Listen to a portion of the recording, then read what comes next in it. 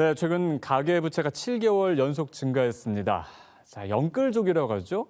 영혼을 끌어모아서 대출을 받았다라는 건데 이 영끌족들의 부실이 한 번에 터져서 참 큰 문제가 될 수 있다라는 보도가 나왔습니다.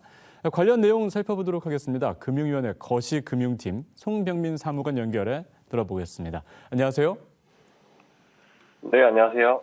네, 자, 사모님 보도를 살펴보면요.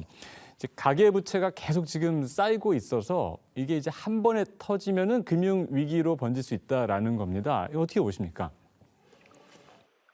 네, 저희 가계부채가 누적되면서 이제 금융위기로까지 이어질 수 있는 것 아니냐는 일부 우려가 있는 걸로 알고 있습니다. 다만 금융회사의 건전성, 가계차주의 상환 능력, 그리고 국제기구의 평가 등을 종합해 볼 때 현 시점에서 가계부채로 인해 우리나라가 금융위기에 처할 가능성은 극히 미미합니다. 금융회사 건전성의 경우 전 업건별 자기자본 비율이 규제 수준을 상당폭 상회하고 있으며 연체율의 경우 과거 2013년 저축은행 부실 등 위기 사태 시와 비교해 볼 때 20%에서 50% 수준에 그칠 정도로 안정적인 수준을 유지하고 있습니다.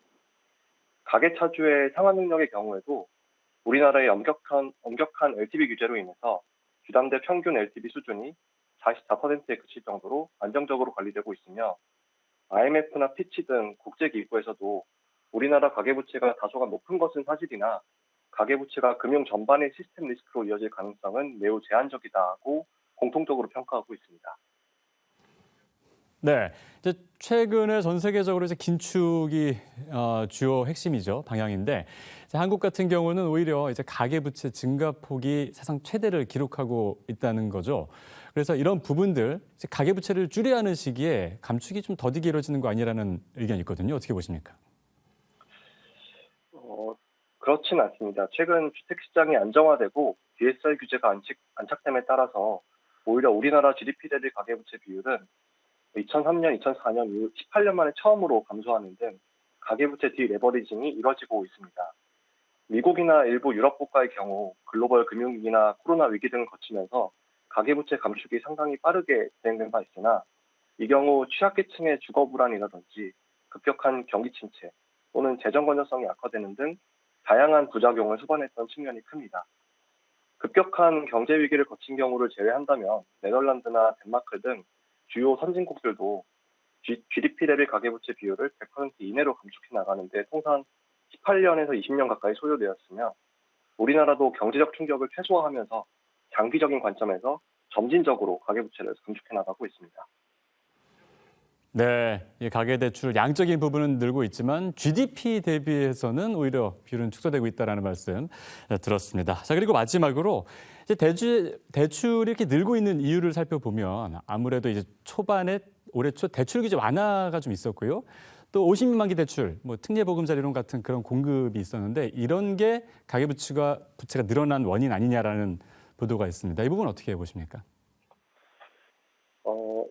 연초에 시행되었던 부동산 대출 규제나 특례보금자리론 이후에도 가계부채 증가 속도는 과거 어느 시기보다 사실 안정적으로 관리 중에 있습니다.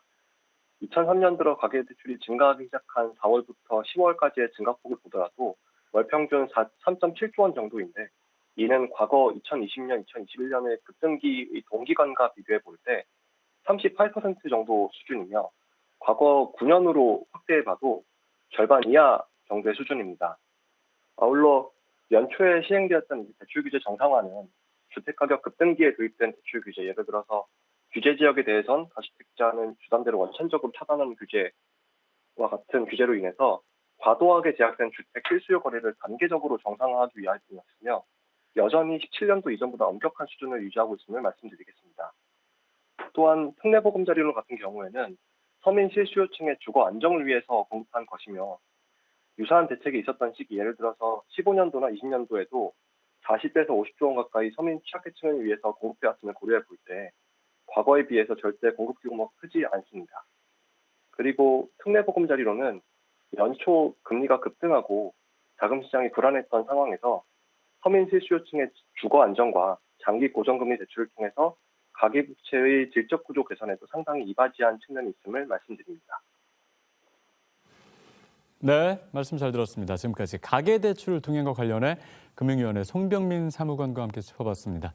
고맙습니다. 네. 네, 감사합니다.